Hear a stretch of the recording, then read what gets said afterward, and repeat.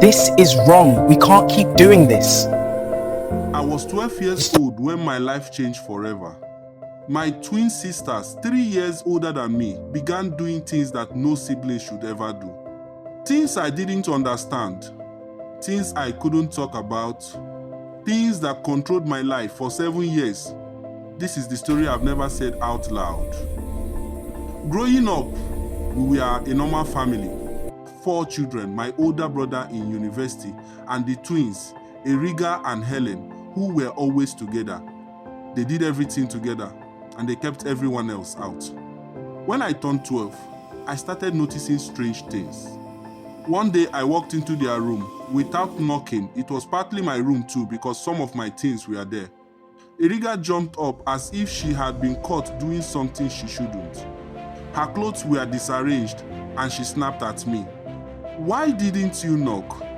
I asked what she was doing, but she told me it was nothing. But it didn't look like nothing.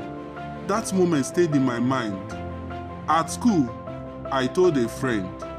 He was a year older, and when he heard how my sister reacted, he said, "Bro, she was probably watching adult stuff." I didn't even know what that meant at 12. He laughed, but I kept thinking. A week later, it happened again. I opened the door, and this time it was Helen, shocked, panicking, rushing to close a laptop with a video playing. I couldn't see clearly, but I knew it wasn't something children should be watching. That night, curiosity and fear mixed inside me. I took one of their phones and searched for what my friend mentioned. What I saw made my heart drop. I didn't want to believe my sisters were watching things like that. I confronted Eriga the next day. She only smiled and asked, "Do you watch things like that?" Her tone wasn't normal. Something was off. Months passed. One night, I needed to enter their room to pick something. I opened the door and froze. The twins were doing something together. Something that siblings should never do. Something that made no sense to my 1-2-year-old mind. Before I could leave, Eriga grabbed my hand. Helen stared at me with a look I had never seen on her face.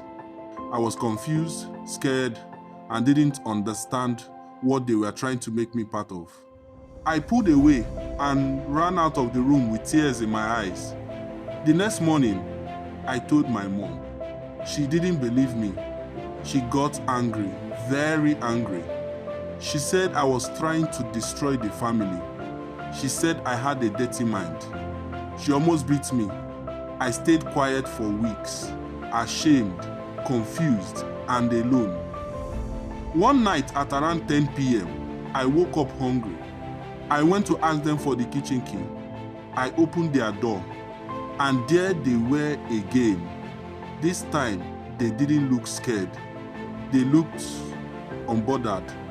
They stopped what they were doing and stared at me. Helen walked up to me and whispered, "Even if you tell mommy, she won't believe you." Eriga added from the bed, "He's not going to say anything." And they were right. That night, they crossed every boundary siblings should ever have. I was too young to understand what was happening, but old enough to know it was wrong. This continued not once, not twice, but for years. They made it part of their routine, and I was trapped. Emotionally, mentally, and physically. By the time I entered secondary school, they had full control over me. They monitored my friends. They controlled where I went.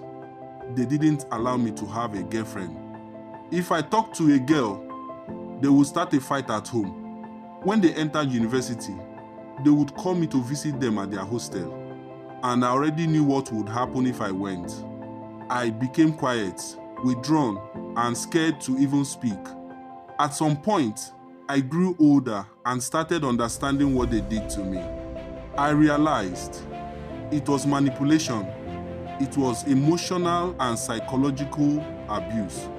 It was something no child should go through. and it was not my fault.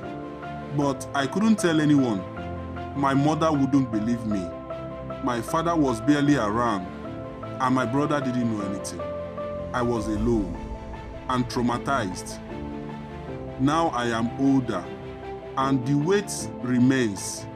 Sometimes I think of telling my mother, but I know it will break her heart. She will blame herself. She'll think she failed as a mother. So I stay silent. I pray. I heal slowly. And I try to forgive, not for them, but for myself. I want people to know. You don't know what battles someone is fighting at home. Be kind. Don't judge. Some people are carrying scars they never chose. If you are going through something similar, speak up. Find someone you trust. And remember, what happened to you is not your fault. Your pain is valid, and your healing is possible. Wait for your time. God's time is the best.